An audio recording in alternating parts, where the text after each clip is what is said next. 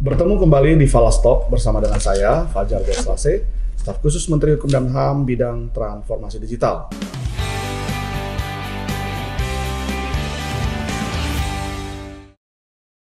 Hari ini kita membahas satu tema yang masih masuk dalam kekayaan intelektual, namun jarang sekali diperbincangkan, yaitu tentang desain tata letak sirkuit terpadu. Nah, ini sangat unik. Bersama dengan kita hadir Direktur Paten, DTLST dan Rahasia Dagang, Bapak Yasmon. Sehat selalu Pak Yasmon? Alhamdulillah sehat. Alhamdulillah sehat selalu. Pak Yasmon, sudah mulai banyak orang yang mengenal Pak Yasmon. Tentu kita masih ingin Bapak memperkenalkan diri. Silakan Pak. Baik, nama saya Yasmon. Saat ini mendapatkan amanat sebagai Direktur Paten, Desain Tata Letak Sirkuit Terpadu dan Rahasia Dagang pada Direktorat Jenderal Kekayaan Intelektual Kementerian Hukum dan HAM. Senang hari ini Pak Fajar diajak untuk berdiskusi berkaitan dengan paten, dengan desain tata letak sirkuit dan rahasia dagang. Baik Pak. Kalau kita bicara tentang desain tata letak sirkuit terpadu ini memang cukup awam kita Pak. Ya. Sepertinya ini hanya untuk segelintir orang yang menggeluti bidangnya saja. Ya. Mungkin bidang elektronika ya Pak ya. Ya. Jadi secara umum ini Pak, apa sih yang digeluti dibilang desain tata letak sirkuit terpadu ini? Kita mulai mungkin dari pemahaman Pak. Iya, baik. Terima kasih Pak Fajar. Jadi mungkin yang ingin kami sampaikan dulu bahwa sebenarnya di tingkat nasional sendiri regulasi berkaitan dengan desain tata letak sirkuit terpadu ini sudah ada sejak 21 tahun yang lalu, Pak. Sudah cukup lama. 22 tahun yang lalu lah. Karena warsa lebih ya? Iya, dua warsa-warsa. Karena Undang-Undang Nomor 32 tahun 2000 tentang desain tata letak sirkuit terpadu itu sudah kita miliki ya 22 tahun yang lalu. Pada waktu itu bersamaan dengan undang-undang mengenai rahasia dagang. Kemudian undang-undang desain industri waktu itu kita ditetapkan oleh pemerintah. Jadi dari sisi keberadaan regulasi sebenarnya sudah sangat lama. Sudah cukup lama. Sudah cukup lama. Dan memang harus kita akui dibandingkan dengan bidang-bidang kekayaan intelektual yang lain yang sangat populer, misalnya hak cipta, paten, merek, desain industri, maka bidang desain tata letak sirkuit terpadu ini belum begitu populer di kalangan masyarakat, Pak. Ya. Mungkin karena juga pemahaman kita atau juga memang bidang ini belum menjadi perhatian bagi kita semua. Kalau dilihat dari definisi tadi Bapak sudah sebutkan, desain tata letak sirkuit terpadu. Jadi ada beberapa pengertian di sini. Ada pengertian apa sih yang dimaksud dengan sirkuit terpadu. Ya. Kemudian dengan desain tata letak. Kemudian ada pemahaman berkaitan dengan semikonduktor juga. Semikonduktor. Memang ada kalau komponennya Pak ya? Komponennya itu Pak. Jadi kalau kita jelaskan bagi masyarakat yang sangat awam, bukan bergerak di bidang terkait, dalam hal ini di bidang elektro Pak, mungkin juga akan sangat susah membayangkan. Ya Pak ya, sebenarnya barangnya apa sih gitu. Padahal dalam praktek sehari-hari kita gunakan dan ada DTLST-nya nih Pak. Ya, padahal dalam praktek sehari-hari ketika kita menggunakan barang elektronik, handphone dan lain-lain, itu pasti ada di dalamnya DTLST-nya, desain tata letak sirkuit terpadunya. Tapi seperti apa sih yang kemudian dilindungi, itu yang kemudian memang perlu kemampuan teknis kita untuk memahami. Saya sendiri Pak Fajar, kalau kita bicara definisi ini panjang sekali definisinya. Menurut undang-undang apa sudah? Menurut undang-undang nih Pak ya. Pasal 1 ayat 1 Undang-Undang Nomor 32 tahun 2002 tentang desain tata letak sirkuit terpadu. Jadi ada beberapa definisi yang diberikan. Sirkuit terpadu adalah suatu produk dalam bentuk jadi atau setengah jadi yang di dalamnya terdapat berbagai elemen dan sekurang-kurangnya satu dari elemen tersebut adalah elemen aktif yang sebagian atau seluruhnya saling berkaitan serta dibentuk secara terpadu dalam sebuah bahan semikonduktor. Ya, semikonduktor yang dimaksudkan untuk menghasilkan fungsi elektronik. Itu baru Sirkuit terpadu. definisi sirkuit terpadu saja. Kemudian ada definisi semikonduktor. Sebuah bahan dengan konduktivitas listrik yang berada di antara isolator listrik dan konduktor listrik. Bahan semikonduktor terdiri dari 4 elektron valensi, namun jenis bahan semikonduktor yang umum digunakan adalah karbon, germanium, dan silikon. Kan sangat teknis, Pak. Sangat teknis dan sangat elektronik. Dan sangat elektronik.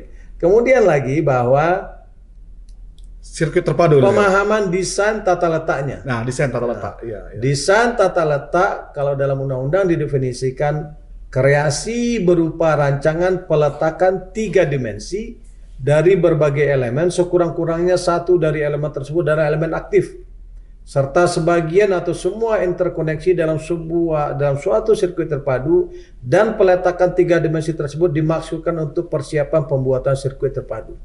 Jadi memang kalau kita lihat dari definisinya, Pak, memang sangat-sangat teknis sekali dan hanya orang yang memiliki kemampuan di bidang ini yang kemudian bisa membayangkan, Bisa Pak. memvisualisasikan Ya, bagi seperti masyarakat apa, ya. awam gitu, Pak. Kemudian kita hanya bisa bilang pokoknya di dalam ini ada IC-nya nih. Ya. Jadi desain tata letak IC-nya itu yang dilindungi sebagai sebuah bentuk karya kekayaan intelektual. Nah, itu yang bisa kita. Jadi kalau kita bicara tentang DTLST ini seperti berdampingan dengan teknologi juga, Pak. Iya, iya. Ya, karena bicara tentang DTLST, desain tata letak sirkuit terpadu, pasti itu terkait teknologi. Terkait teknologi. Ya kan, semua teknologi, alat komunikasi, televisi, radio. Jangan-jangan di kendaraan-kendaraan yang serba digital sekarang pun ada DTLST-nya, Pak? Ya, pasti, Pak. Pasti ada. Pasti. Dalam pengelolaan undang-undang ini, Pak, makanya sejak 2016 maka pengelolaan desain tata letak sirkuit terpadu ini kemudian dilekatkan kepada Direktorat Paten, Pak. Iya, Karena kita teknologi. merasakan bahwa ketika kita bicara DTLST, kita juga pasti bicara teknologi. Teknologi, betul. Makanya ketika ada permohonan, kemudian sejauh ini bahwa pemeriksa paten kita di bidang elektronik yang kemudian melihat permohonan tersebut. Jadi ini bisa kita bayangkan, Pak, ada perlindungan kekayaan intelektual terkait paten secara keseluruhan, tapi ada sub, ya, ada bagian dari paten itu yang terkait sirkuit dan tata letak sirkuit. Nah, inilah DTLST ya, Pak. Ya, kalau dibilang bahwa DTLST itu menjadi bagian dari paten itu sendiri, kan mereka diatur oleh rezim yang berbeda. Karena kalau yang dinilai atau yang dilihat dari DTLST itu sendiri adalah desain tata letak dari IC-nya itu sendiri. Nah, itu dan nilainya itu adalah orisinalitasnya. Keaslian dari tata letaknya itu sendiri. Itu yang menjadi dasar apakah itu bisa didaftarkan atau tidak. Nah, sejauh ini Pak Fajar 22 tahun undang-undang ini ada, kita baru menerima kurang lebih sekitar 18 permohonan, Pak. 18 permohonan perlindungan untuk DTLST. Dan dari 18 itu baru sekitar 11 yang terdaftar dan 7 itu ditolak. Karena yang 7 ini ditolak karena yang disampaikan kepada kita yang diajukan permohonan itu hanya dalam bentuk PCB saja, Pak. Sederhana sekali, ya. Sederhana sekali. Nah, bukan berarti bahwa kita selama ini tidak pernah mensosialisasikan, Pak, ya. Sejak tahun 2000 pun kita gencar mensosialisasikan ini loh keberadaan undang-undang DTLST, ini ada peraturan pemerintahnya, kemudian kita mendorong. Tapi memang sejauh ini dari kalangan perguruan tinggi, lembaga litbang masih belum banyak yang memberikan perhatian berkaitan dengan desain tata letak sirkuit terpadu. Mungkin karena selama ini fokus lebih kepada paten, ya, Pak, ya. Karena paten ragam teknologinya luar biasa luas, sehingga sejauh ini fokusnya lebih kepada paten mungkin kalangan R&D kita. Tapi sebagai gambaran, Pak Fajar, bahwa di negara-negara besar pun seperti Jepang ataupun Korea ataupun Cina jumlah permohonan desain tata letak sirkuit terpadu juga tidak signifikan dibandingkan dengan jumlah permohonan di bidang paten, Pak. Oh, padahal kan mereka banyak. Mereka sangat kaya dengan temuan-temuan tapi paten kalau ya. kita lihat dari jumlah permohonan DTLST-nya, Pak, itu juga tidak begitu signifikan. Kami beberapa tahun yang lalu pernah mengirimkan beberapa orang pegawai, beberapa pemeriksa untuk belajar bagaimana pengelolaan sistem perlindungan DTLST di Korea, Pak. Dan kita dapatkan bahwa ternyata di negara-negara maju seperti Korea, Jepang pun permohonan DTLST itu boleh dikatakan tidak begitu banyak, sangat sedikit, gitu Pak. Nah, namun intinya adalah bahwa selain daripada paten, hak cipta, kemudian merek, ada bidang DTLST yang kemudian bisa merupakan kekayaan intelektual yang kemudian di Indonesia sendiri sudah dilengkapi dengan peraturan undang-undangannya. Nah, harus kita akui mungkin sosialisasinya yang harus kita pikirkan adalah bagaimana memilih segmen yang betul-betul sesuai dengan bidangnya. Memang mungkin sehingga karena bisa dipahami masyarakat. Betul. Mungkin karena memang kurang, ya dibilang kurang sosialisasi juga, ya tidak ya. Mungkin karena memang pemahaman. Ya. Dan concern orang masih di paten dibanding DTLST. Tadinya saya berpikir Pak Yasmon bahwa temuan suatu negara yang temuan patennya tinggi, maka akan linear pendaftaran DTLST-nya juga. Tidak begitu, Pak. Tidak otomatis begitu, Pak. Karena ketika kita coba pelajari, Pak, kita lihat statistik yang ada di WIPO, kita melihat memang secara umum di beberapa negara permohonan DTLST itu tidak begitu signifikan, tidak begitu banyak. Dan kalau kita lihat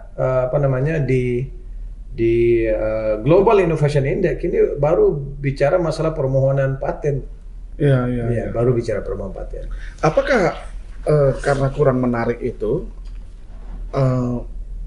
bukan karena masalah pemahaman, Pak, tapi karena memang dia ada di dalam bagian sebuah alat sebagian teknologi. Misalkan ini HP, ini laptop, iPad, dia itu tidak terlihat secara utuh, tapi dia di dalam. Jadi orang bisa aja terjadi kesamaan gitu ya Pak ya.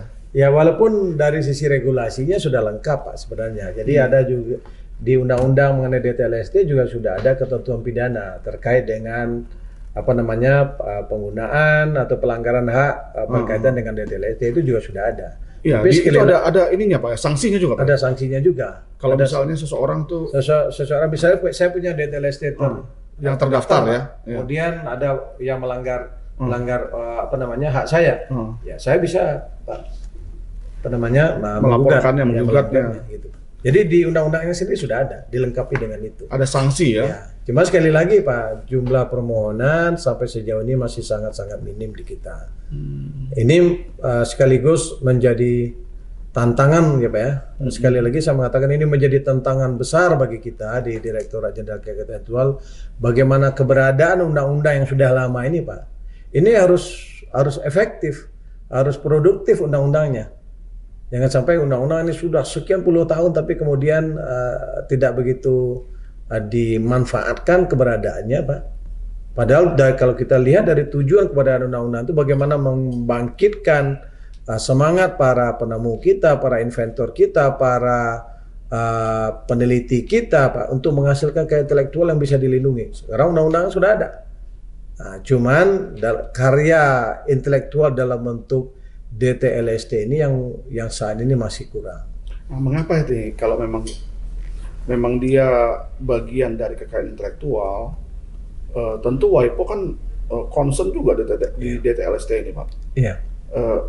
Tidak digencarkan oleh WIPO untuk para penemu para penemu desain sirkuit, desain tata letak itu menuntut dong. Ini temuan kami nih. Betul.